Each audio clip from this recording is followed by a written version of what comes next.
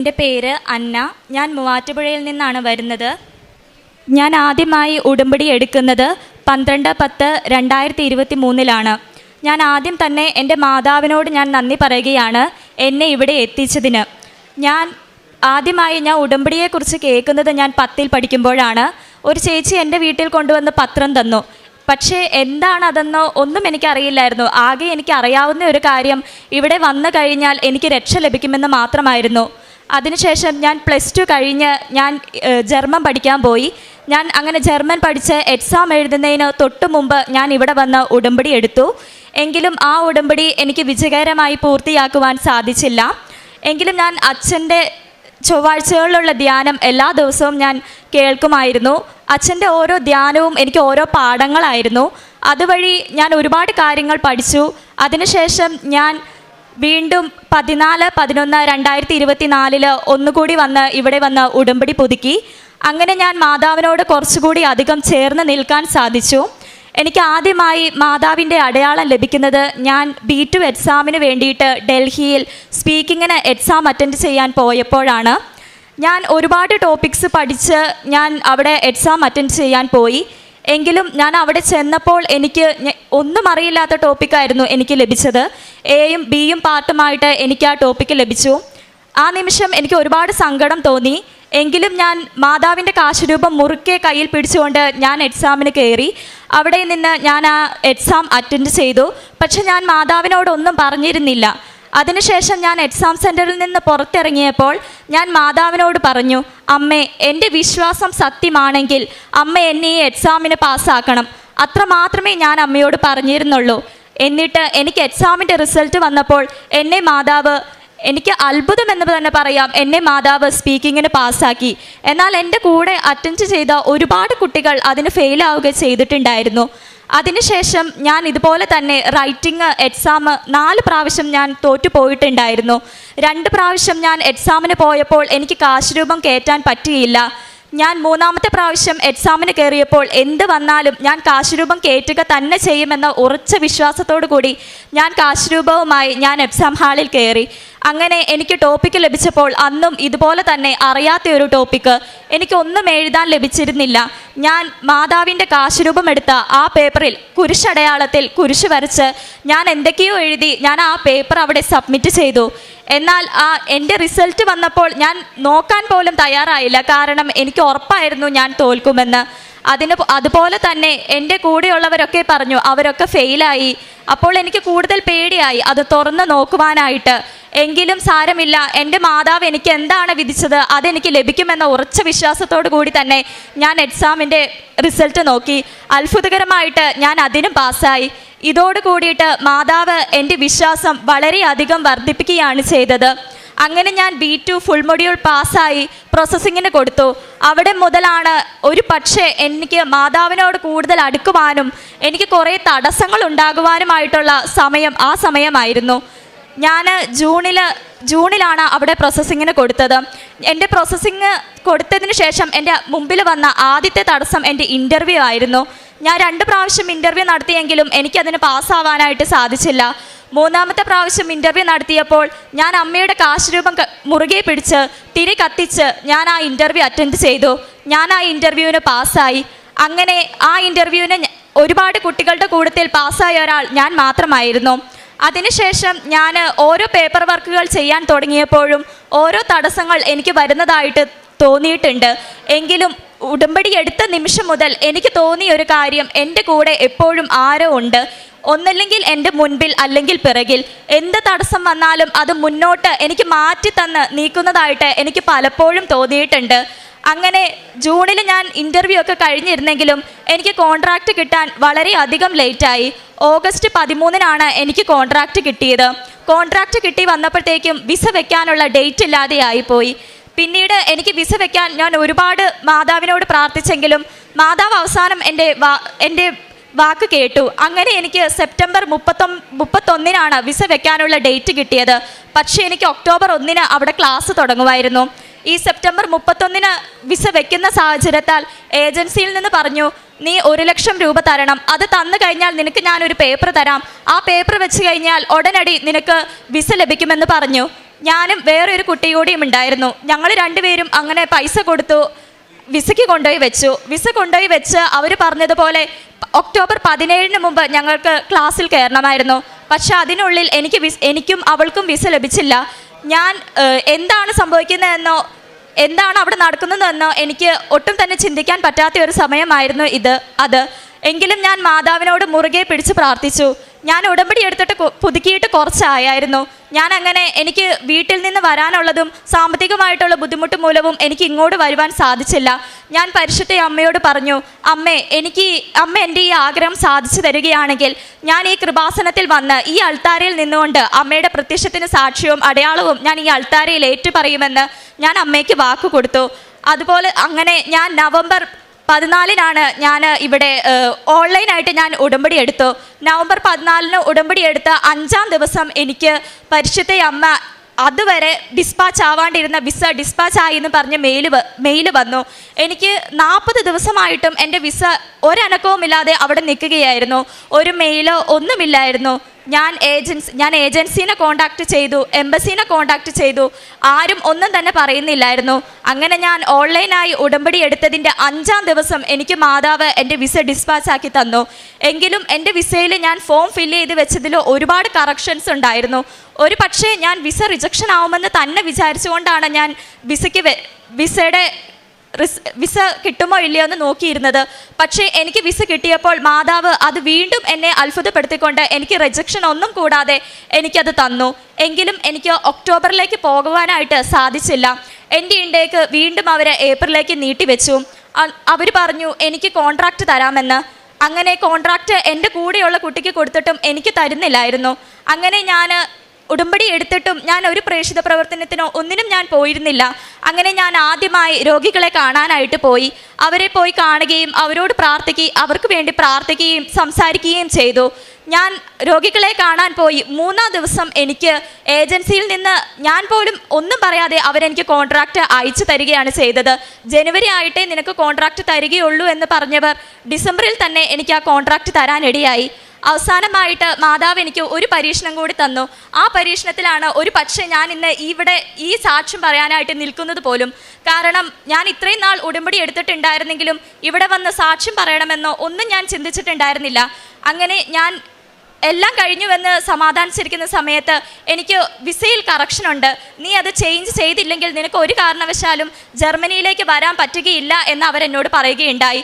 എൻ്റെ സാഹചര്യം അന്ന് വളരെ മോശമായിരുന്നു. ഇനി ഒന്നുകൂടെ വിസയ്ക്ക് വെക്കുവാനോ അല്ലെങ്കിൽ ഇനി ഒന്നും കൂടെ വിസ നോക്കിയിരിക്കാനുള്ള സമയമോ സാമ്പത്തികമോ എനിക്കുണ്ടായിരുന്നില്ല. ഞാൻ പരിശുദ്ധ അമ്മയോട് ആദ്യമായി ഞാൻ കരഞ്ഞു പ്രാർത്ഥിച്ചു, അമ്മേ എനിക്ക് ഈ തടസ്സം മാറ്റിത്തരണം. ഞാൻ ഈ അൾത്താരയിൽ വന്ന് അമ്മയുടെ സത്യത്തിന് സാക്ഷിയാവാൻ ഞാൻ വരും, ഞാൻ തീർച്ചയായും വരും. ഞാൻ ഇവിടെ അമ്മയുടെ അടയാളം ഞാൻ ഏറ്റുപറയുക തന്നെ ചെയ്യും. എൻ്റെ ഈ ആഗ്രഹം അമ്മ സാധിച്ചു തരണമെന്ന് ഞാൻ മാതാവിനോട് പറഞ്ഞു. ഞാൻ പറഞ്ഞ ഒരാഴ്ചയ്ക്കുള്ളിൽ തന്നെ പരിശുദ്ധ അമ്മ എൻ്റെ ആ തടസ്സം മാറ്റി തന്നു. എന്നോട് ഏജൻസിയിൽ നിന്ന് വിളിച്ചിട്ട് പറഞ്ഞു, നീ ഇവിടെ നിന്നൊന്നും ചെയ്യണ്ട, നമുക്ക് ജർമ്മനിയിൽ തന്നെ എല്ലാം ശരിയാക്കാമെന്ന്. അവർക്ക് തന്നെ അതൊരു അത്ഭുതമാണെന്ന് അവരെന്നോട് പല ആവർത്തി പറയുകയുണ്ടായി. ഇങ്ങനെ പരിശുദ്ധ അമ്മയോടുള്ള എൻ്റെ വിശ്വാസം അധികം വർദ്ധിച്ചത് ഈ ഒരു എൻ്റെ വിസയിലുള്ള കറക്ഷൻ കാരണം തന്നെയാണ്. ഒരു പക്ഷേ മാതാവ് തന്നെയായിരിക്കും എൻ്റെ ഒക്ടോബർ ഇൻടേക്ക് ഏപ്രിൽ ഇൻടേക്കിലേക്ക് മാറ്റിയതെന്ന് ഞാൻ പൂർണ്ണമായും വിശ്വസിക്കുന്നുണ്ട്. കാരണം ഞാൻ മാതാവുമായിട്ട് കൂടുതൽ അടുത്തതും ഇവിടെ സാക്ഷ്യം പറയാൻ വരണം എന്നുമുണ്ടായിരുന്നെങ്കിൽ ഞാൻ ഏപ്രിൽ ഇൻടേക്കിൽ തന്നെ വരണമായിരുന്നു. എന്നെ മാതാവിലേക്ക് കൂടുതൽ അടുപ്പിച്ചതും അമ്മയിലേക്ക് കൂടുതൽ വിശ്വാസത്തിൽ ഉയർത്തിയതും എന്നെ കൃപാസനമാണ്. അതുപോലെ തന്നെ ഞാൻ എനിക്ക് വേണ്ടി മാത്രമാണ് ഇത്രയും നാൾ പ്രാർത്ഥിച്ചിരുന്നതും. എന്നാൽ കൃപാസനം എന്നെ മറ്റുള്ളവർക്ക് വേണ്ടി പ്രാർത്ഥിക്കുവാനും നമ്മുടെ നിയോഗങ്ങൾക്ക് വേണ്ടിയല്ല നമ്മൾ പ്രാർത്ഥിക്കേണ്ടത് എന്നും പഠിപ്പിച്ചു. എന്നെ ഈ നിലയിൽ എത്തിക്കുകയും അതുപോലെ തന്നെ എനിക്ക് ജർമ്മനിയിൽ പോകാൻ എല്ലാ അവസരം നൽകിയ എൻ്റെ മാതാവിനും ഈശോയ്ക്കും ഞാൻ ഒരുപോലെ നന്ദി പറയുന്നു. വിശുദ്ധ മത്തായിയുടെ സുവിശേഷം 25-ാം അധ്യായം 20-21 തിരുവചനങ്ങൾ. 5 താലന്ത് കിട്ടിയവനെ 5 കൂടി സമർപ്പിച്ച്, യജമാനനെ, നീ എനിക്ക് 5 താലന്താണല്ലോ നൽകിയത്, ഇതാ ഞാൻ 5 കൂടി സമ്പാദിച്ചിരിക്കുന്നു എന്ന് പറഞ്ഞു. യജമാനൻ പറഞ്ഞു, കൊള്ളാം, നല്ലവനും വിശ്വസ്തനുമായി ഭൃത്യ, അല്പകാര്യങ്ങളിൽ വിശ്വസ്തനായിരുന്നതിനാൽ അനേക കാര്യങ്ങൾ നിന്നെ ഞാൻ ഭരമേൽപ്പിക്കും. നിന്റെ യജമാനൻ്റെ സന്തോഷത്തിലേക്ക് നീ പ്രവേശിക്കുക. നമ്മുടെ യജമാനനായ ഈശോയുടെ സന്തോഷത്തിലേക്ക് പ്രവേശിക്കുന്നതാണ് നമ്മുടെ ഉടമ്പടി ജീവിതം. ഭൗതികമായ നേട്ടങ്ങളെക്കാൾ പരിശുദ്ധ അമ്മ നമുക്ക് വേണ്ടി മാധ്യസ്ഥം ഉപേക്ഷിച്ചുകൊണ്ട് ഈശോ നമുക്ക് നൽകുന്ന വലിയ ജീവിതാനുഭവങ്ങളും നമുക്ക് വേണ്ടി ചെയ്യുന്ന വലിയ അത്ഭുതങ്ങളുടെയും ഒരു നിരയാണ് നാം സാക്ഷ്യങ്ങളുടെ പ്രത്യക്ഷീകരണ സാക്ഷ്യങ്ങളുടെ അൾത്താരയിൽ കേട്ടുകൊണ്ടിരിക്കുന്നത്. അന്നയ്ക്ക് പറയാനുള്ളതും അതുതന്നെയാണ്. പരിശുദ്ധ അമ്മയുടെ മധ്യസ്ഥതയിലൂടെ ഈ മകൾ പ്രാർത്ഥിച്ചിരുന്നത് ഒരു ജർമ്മൻ വിസയ്ക്ക് വേണ്ടിയായിരുന്നു. പല പ്രാവശ്യം തോറ്റുപോയി.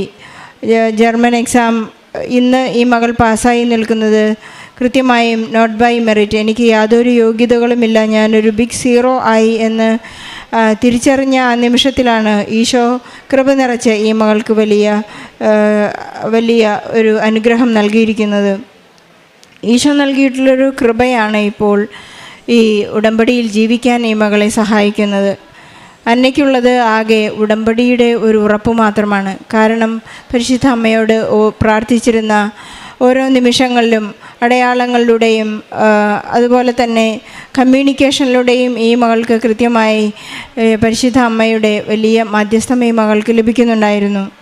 ഈ മകൾക്ക് ലഭിച്ച ഇൻസൾട്ട്, ഈ മകളെക്കുറിച്ച് ഒരുപാട് പേർ കളിയാക്കുകയും നീ തോറ്റുപോയി, അല്ലെങ്കിൽ നീ ജർമ്മനി കാണുകയില്ല, അല്ലെങ്കിൽ നിനക്ക് അങ്ങോട്ട് പോകാൻ സാധിക്കുകയില്ല, നിനക്ക് വിസയിൽ കറക്ഷൻ വന്നിരിക്കുന്നു എന്നെല്ലാം പറഞ്ഞ ആ ഒരു ഇൻവെസ്റ്റ്മെൻറ്റിലാണ് ഇന്ന് അതെല്ലാം ഈശോയുടെ സ്നേഹത്തോട് ചേർത്ത് വെച്ചുകൊണ്ടാണ് ഈ മകൾക്ക് വലിയൊരു അനുഗ്രഹം ഇപ്പോൾ ലഭിച്ചിരിക്കുന്നത്.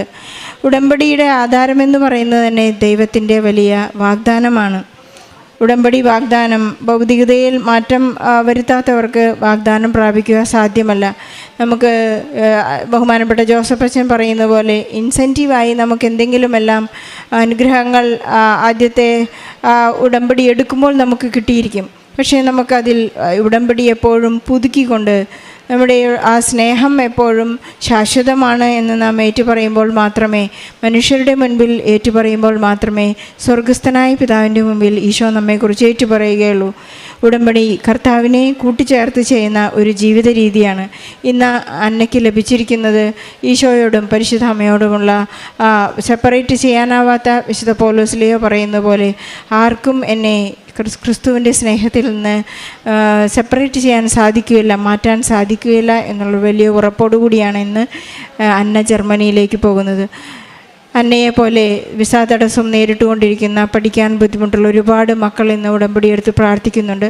അവരുടെ എല്ലാവരുടെയും നിയോഗങ്ങളെ ഈ സാക്ഷ്യത്തോട് നമുക്ക് ചേർത്ത് വയ്ക്കാം.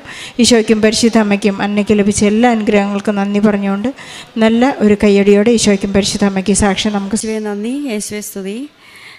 ആദ്യമേ തന്നെ അമ്മ മാതാവിന് ഞാൻ 1000 നന്ദി പറയുന്നു. അമ്മ മാതാവിൻ്റെ മാധ്യസ്ഥം വഴി ഈശോ എനിക്ക് തന്ന നിരവധിയായ അനുഗ്രഹങ്ങളോട് ഞാൻ നന്ദി പറയുന്നു. ഞാൻ ന്യൂസിലാൻഡിൽ നിന്നാണ് വരുന്നത്. എൻ്റെ പേര് ലൂസി. ഞാൻ എൻ്റെ കുഞ്ഞിന് സാക്ഷ്യം പറയുന്നതിനാണ്. ഞാൻ ആദ്യമായിട്ട് ഉടമ്പടി എടുത്തത് 2019 ഇതെൻ്റെ രണ്ടാമത്തെ സാക്ഷ്യമാണ്. എൻ്റെ രണ്ടാമത്തെ കുഞ്ഞ് കഴിഞ്ഞ വർഷം ഓഗസ്റ്റ് മാസത്തിലാണ് കുഞ്ഞുണ്ടായത്. പ്രഗ്നൻ്റ് ആയിരുന്ന സമയത്ത് കുഞ്ഞിന് വലിയ ദൈവം അനുഗ്രഹിച്ച് കുഴപ്പങ്ങളൊന്നുമില്ലായിരുന്നു. പക്ഷേ കൊച്ചുണ്ടായി ഒരു 2 ദിവസം കഴിഞ്ഞപ്പം തൊട്ട് കൊച്ച് കണ്ണൊന്നും നന്നായിട്ട് ഓപ്പൺ ചെയ്യുന്നില്ല. കൊച്ച് ഒരു സ്വെല്ലിംഗ് ഒക്കെ ആയ പോലെയായിരുന്നു കുഞ്ഞ്. ഡോക്ടർമാർ ചെക്ക് ചെയ്തപ്പോൾ കൊച്ചിൻ്റെ ഹെഡിലൊരു ഗ്രേഡ് 3 ഹെമറ്റോമ പോലെ കണ്ടു. പിന്നെ അവളുടെ ഐസ് ചെക്ക് ചെയ്ത് നോക്കിയപ്പോൾ കൺജനൈറ്റൽ കാറ്ററാക്റ്റ് പോലെ ലെഫ്റ്റ് ഐയിൽ അത്ര ക്ലിയർ അല്ലായിരുന്നു. പിന്നെ വേറെ ടെസ്റ്റ് ചെയ്ത് നോക്കുമ്പോൾ കാലും നന്നായിട്ട് വൈഡായിട്ട് എക്സ്റ്റെൻഡ് ചെയ്യാൻ പറ്റുന്നില്ല.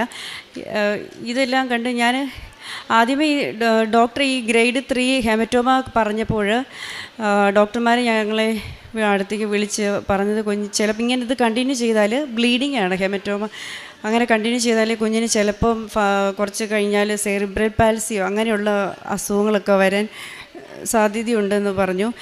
ഇത് കേട്ട് ഞാൻ കൂടെ അപ്സെറ്റായി. പക്ഷേ ഞാൻ ഉടമ്പടിയിലായിരുന്നു. എനിക്ക് വിശ്വാസം ഉണ്ടായിരുന്നു അമ്മ മാതാവ് കുഞ്ഞിന് ഒരു കുഴപ്പവും ഉണ്ടാവത്തില്ല, നല്ല വിശ്വാസം ഉണ്ടായിരുന്നു. ഞാൻ ആ ദിവസം തന്നെ നാട്ടിൽ അച്ഛൻ നേരത്തെ എൻ്റെ കയ്യിൽ മാതാവിൻ്റെ ഒരു കാശുരൂപം തന്നതൊക്കെ എൻ്റെ കയ്യിൽ ഉണ്ടായിരുന്നു. ഞാൻ നാട്ടിൽ വിളിച്ച് എൻ്റെ മമ്മി അനിയത്തിയും ഇവിടെ വന്ന് പ്രാർത്ഥിച്ചു. പിന്നെ അച്ഛനെ കാണാൻ പറ്റി, ഒരു കാശുരൂപം കിട്ടിയിരുന്നു. കൂടാതെ എൻ്റെ പ്രാർത്ഥനാ ജീവിതത്തിൽ ഒത്തിരി കുറവുകൾ, ഈ ഉടമ്പടിയുടെ നിയമങ്ങളൊക്കെ എനിക്ക് കുറച്ച് നല്ല രീതിയിൽ ഞാൻ കംപ്ലീറ്റ് ചെയ്യാൻ പറ്റിയിരുന്നില്ല. ആ നേരം തൊട്ട് എൻ്റെ പ്രാർത്ഥനയിൽ ഞാൻ കൂടുതൽ സമയം പ്രാർത്ഥിക്കാൻ തുടങ്ങി. അതുപോലെ ഞാനൊരു നേഴ്സാണ്. എനിക്ക് പറ്റുന്ന രീതിയിൽ ഞാൻ ജോലി ചെയ്യുന്ന സമയത്ത് അവർക്ക് ഒത്തിരി മാതാവിൻ്റെയും ഈശോയുടെയും കാര്യങ്ങളൊക്കെ അവൾക്ക് ഹെൽത്ത് എഡ്യൂക്കേഷനൊക്കെ കൊടുക്കാൻ തുടങ്ങി. അങ്ങനെ എന്നിൽ തന്നെ ഒത്തിരി മാറ്റങ്ങളും കുടുംബത്തിൽ മാറ്റങ്ങളൊക്കെ വരുത്തി. അതിനിടയിൽ ഞാൻ നന്നായിട്ട് പ്രാർത്ഥിച്ചുകൊണ്ടിരുന്നു. ഇവിടെ അച്ഛനെ അന്ന് കാണാൻ പറ്റിയിരുന്നു. അച്ഛൻ തന്ന കാശുരൂപം അച്ഛനിവിടെ പ്രത്യേകം പറഞ്ഞു, മാതാവിൻ്റെ കാശുരൂപം കുഞ്ഞിൻ്റെ തലയിൽ അടിയിൽ വെച്ച് പ്രാർത്ഥിക്കണമെന്ന് പറഞ്ഞു. ഞാൻ ആ മാതാവിൻ്റെ കാശുരൂപം കുഞ്ഞിൻ്റെ തലയിൽ അടിയിൽ വെച്ച് പ്രാർത്ഥിച്ചു. കൂടാതെ നേർച്ച വസ്തുക്കളായ ഉപ്പ്, ചെറുതായിട്ടൊരു ഉപ്പ് കുഞ്ഞിൻ്റെ വായിൽ തൊട്ടു. അതുപോലെ ഉടമ്പടി തൈലം കുഞ്ഞിൻ്റെ നെറ്റിയിൽ തൂത്തിരുന്നു. ആ കാശുരൂപം അവിടെ വെച്ച് മാതാവിനോട് പ്രാർത്ഥിക്കാൻ തുടങ്ങി. അന്ന് തന്നെ കുഞ്ഞ് കണ്ണ് നന്നായിട്ട് തുറന്നു, പാലൊക്കെ നന്നായിട്ട് കുടിക്കാൻ തുടങ്ങി. പിന്നെ 2 ദിവസം കഴിഞ്ഞ് ചെയ്ത ടെസ്റ്റിൽ കുഞ്ഞിൻ്റെ ആ ഹെമറ്റോമ ഗ്രേഡ് 3 ആയിരുന്നത് ഗ്രേഡ് 1 ആയിട്ട് കുറഞ്ഞു. അതുപോലെ കുഞ്ഞിന് ഈ കൺജനിറ്റൽ കാറ്ററാക്റ്റ് അവരവിടെ പറഞ്ഞിരുന്നത് സർജറി ചെയ്യാനാണ് പറഞ്ഞിരുന്നത്. ഞാൻ പ്രാർത്ഥിച്ചുകൊണ്ടിരുന്നു. പക്ഷേ അവർ പറയുന്നതും കേൾക്കണമല്ലോ. അങ്ങനെ ഞങ്ങളെല്ലാം റെഡിയായിട്ട് പോയി. പക്ഷേ അവിടെ ചെന്നപ്പോൾ കുഞ്ഞിൻ്റെ ആ കാറ്ററാക്റ്റ് അവിടെ കാണാനില്ലായിരുന്നു. അത് ഫുള്ളായിട്ട് അത് ക്ലിയറായി. സർജറി അവരവിടുന്ന് ക്യാൻസൽ ചെയ്തു. അതുപോലെ തന്നെ കൊച്ചിൻ്റെ കാല് വൈഡായിട്ട് അല്ലായിരുന്നു ഇരുന്നിരുന്നത്. അത് ആ പ്രാർത്ഥനയോട് അത് കഴിഞ്ഞ് പിന്നെ അവർ ചെക്ക് ചെയ്യുമ്പോൾ അവിടെ ആ പ്രോബ്ലം കാണുന്നില്ല. അങ്ങനെ ഈ 2-3 റിസൾട്ടുകളെല്ലാം കുഞ്ഞിന് നോർമലായി. കുഞ്ഞിപ്പം ദൈവാനുഗ്രഹത്താൽ ആരോഗ്യവതിയായിട്ടിരിക്കുന്നു. അമ്മ മാതാവിൻ്റെ മാധ്യസ്ഥം വഴി ഈശോ എനിക്ക് തന്ന അനുഗ്രഹങ്ങളെ ഓർത്ത് ഞാൻ നന്ദി പറയുന്നു. ഞാൻ ഉടമ്പടി 2019 എടുത്തു. പിന്നെയും ഞാൻ ഉടമ്പടി പുതുക്കിക്കൊണ്ടിരിക്കുന്നു. പക്ഷേ എന്നാലും എൻ്റെ പ്രാർത്ഥന ജീവിതത്തിൽ കുറവുകൾ വന്നിട്ടുണ്ട്. എന്നാലും ഞാനത് കാരുണ്യ പ്രവർത്തികൾ പറ്റുന്ന പോലെ ചെയ്യുന്നുണ്ട്. മറ്റുള്ളവർക്ക് സഹായം ചെയ്തു. പത്രം എനിക്ക് പറ്റുന്ന രീതിയിൽ ഞാനത് മറ്റുള്ളവർക്ക് കൊടുത്തു. രാത്രി പ്രാർത്ഥനയിൽ ഡെയിലി പ്രാർത്ഥന ചെല്ലാനായിട്ട് ഞാൻ ട്രൈ ചെയ്യുന്നുണ്ട്, പ്രാർത്ഥന ചെല്ലുന്നുണ്ട്. അങ്ങനെ അമ്മ മാതാവിൻ്റെ മധ്യസ്ഥ വഴി ഈശോ എന്ന നിരവധി അനുഗ്രഹങ്ങളെ ഓർത്ത് ഞാൻ നന്ദി പറയുന്നു. എപ്പോഴും അമ്മയുടെ പ്രതീക്ഷീകരണത്തിൻ്റെ സാക്ഷിയായി എൻ്റെ ജീവിതാവസാനം വരെ അമ്മയുടെ സാക്ഷിയായി എന്നെ മാറ്റണമേ എന്നാണ് ഞാൻ പ്രാർത്ഥിക്കുന്നത്. അമ്മ മാതാവിന് 1000 നന്ദി, തിരുക്കുമാരനും നന്ദി. 139 സങ്കീർത്തനം 13 തിരുവചനം. അവിടുന്നാണ് എൻ്റെ അന്തരംഗത്തിന് രൂപം നൽകിയത്, എൻ്റെ അമ്മയുടെ ഉദരത്തിൽ അവിടുന്ന് എന്നെ മെനഞ്ഞു. നാം ഓരോരുത്തരെയും ദൈവം സൃഷ്ടിക്കുമ്പോൾ തന്നെ നമ്മുടെ രൂപവും ഭാവവും കൃത്യമായി അവിടുത്തെ ഉള്ളംകൈയിൽ വരച്ചു വെച്ചിട്ടുണ്ട്, എഴുതി വെച്ചിട്ടുണ്ട്. നമ്മുടെ പേര് അവിടുന്ന് എഴുതി വെച്ചിട്ടുണ്ട്. ലൂസി സ്കറിയയ്ക്ക് പറയാനുള്ള പ്രത്യക്ഷീകരണ സാക്ഷ്യം അതുതന്നെയാണ്. വളരെ നോർമലായി കുഞ്ഞിന് ജന്മം നൽകാൻ സാധിച്ചെങ്കിലും കുഞ്ഞ് ജനിച്ചു കഴിഞ്ഞതിന് ശേഷമാണ് വളരെയധികം അസ്വസ്ഥതകൾ കുഞ്ഞിനുണ്ട് എന്ന് മനസ്സിലാക്കാൻ സാധിച്ചത്. ഐ കാറ്ററാക്റ്റ്, അതുപോലെ തന്നെ കാലിനുള്ള എക്സ്റ്റെൻഡ് ചെയ്തു വരുന്ന ചെയ്യാത്ത ഒരവസ്ഥ, ബ്രെയിനിലുള്ള അസ്വസ്ഥതകൾ, ഇങ്ങനെ ജനിച്ച് വീഴുമ്പോൾ തന്നെ 2-3 ദിവസമാകുമ്പോൾ തന്നെ വലിയ ഒരു അസുഖങ്ങളുടെ ലിസ്റ്റ് ഈ അമ്മയ്ക്ക് കൊടുക്കുകയായിരുന്നു. ഈ അവസ്ഥയിൽ നിന്ന് പരിശുദ്ധ അമ്മ ഇടപെട്ട് ഇവരുടെ ഉടമ്പടി ജീവിതം എത്രമാത്രം ആഴത്തിലുള്ളതാണോ, എത്രമാത്രം വിശ്വസ്തതയിലുള്ളതാണോ, അത്രമാത്രം പരിശുദ്ധ അമ്മ ഇവരെ നേരിട്ട് ഇടപെട്ടുകൊണ്ട് ഈശോയിൽ നിന്ന് ഇവർക്ക് സൗഖ്യം ലഭിക്കുകയാണ്. സമയച്ചുരുക്കത്തിൻ്റെ അമ്മ വളരെ പെട്ടെന്നാണ് ഈശോയിൽ നിന്ന് ഈ സൗഖ്യം അവർക്ക് പ്രാപിച്ചു കൊടുക്കുന്നത്. കൃത്യമായി ഈ മകൾ പ്രാർത്ഥനാ പ്രയോഗം ചെയ്തത് നേർച്ച വസ്തുക്കളെല്ലാം കുഞ്ഞിനെ എന്നും തൈലം പൂശി പ്രാർത്ഥിക്കുവാനും അച്ഛൻ്റെ കൈവെപ്പ് ശുശ്രൂഷയിലൂടെ ഇവർക്ക് ലഭിച്ച ആ കാശുരൂപം കുഞ്ഞിന് നൽകിക്കൊണ്ട് കുഞ്ഞിൻ്റെ ചേർത്ത് വെച്ച് പ്രാർത്ഥിച്ച് എപ്പോഴും എന്നെ പ്രത്യക്ഷീകരണത്തിൻ്റെ സാക്ഷിയാക്കണമേ എന്നുള്ളൊരു വലിയ പ്രാർത്ഥനയോടെയാണ് ഈ മകൾ കുഞ്ഞിനെ സമർപ്പിച്ച് പ്രാർത്ഥിച്ചത്. നമ്മുടെ അച്ഛൻ എപ്പോഴും ഉപദേശിക്കുന്ന അല്ലെങ്കിൽ നമ്മെ ഓർമ്മിപ്പിക്കുന്ന കാര്യമാണ്, ഉടമ്പടി എന്താണെന്ന് നാം അറിഞ്ഞാൽ മാത്രമേ ഉടമ്പടിയിലെ ആ പെട്രോൾ കത്തുന്നത് പോലെയുള്ള നമ്മുടെ ഉടമ്പടി ജീവിതം കത്തിപ്പിടിക്കുന്നതെന്ന് അച്ഛൻ നമ്മെ ഓർമ്മിപ്പിക്കുന്നുണ്ട്. യേശു കർത്താവാണെന്ന് പറഞ്ഞുകൊണ്ടാണ് അതരം കൊണ്ട് ഏറ്റു പറഞ്ഞിട്ട് വേണം ഉടമ്പടി തൈലം നമ്മുടെ ശരീരത്തിൽ എവിടെയാണോ അസ്വസ്ഥതകളുള്ളത് അവിടെ തൈലം പൂശി പ്രാർത്ഥിക്കണം എന്ന് അച്ഛൻ നമ്മെ ഓർമ്മിപ്പിക്കുന്നുണ്ട്. അതുപോലെ തന്നെ നിത്യരക്ഷയും അനുദിന ജീവിതവും തമ്മിൽ ഉടമ്പടി അതിനെ ഉറപ്പിക്കണം എന്ന് നമ്മെ ഓർമ്മിപ്പിക്കുന്ന ഒരു വലിയ പ്രാർത്ഥനാ പദ്ധതിയാണിത്. നാം എപ്പോഴും അവൻ പറയുന്നത് പോലെ ചെയ്തു കൊള്ളാമെന്നാണ് നമ്മുടെ ഉടമ്പടി. അവൻ പറയുന്നത് പോലെ ചെയ്തതുകൊണ്ടാണ് ഇന്ന് ഈ കുഞ്ഞിന് വളരെ വലിയൊരു അത്ഭുതം, ഒരു സൗഖ്യം ഇന്ന് നൽകിയിരിക്കുന്നത്.